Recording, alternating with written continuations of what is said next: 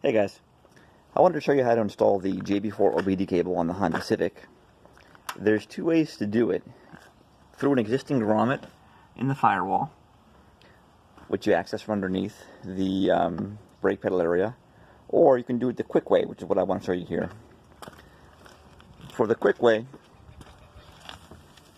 you just plug in the OBDII there.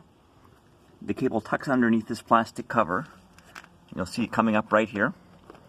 And it just goes across the door jamb. You can see the daylight down there. You'll push the cable along here and under. And it just routes along there and plugs into the JB4 control box right here. Now what I like about the quick way is that you can put it on and take it off in literally 10 seconds. So it's what we suggest for most applications for now for the Civic.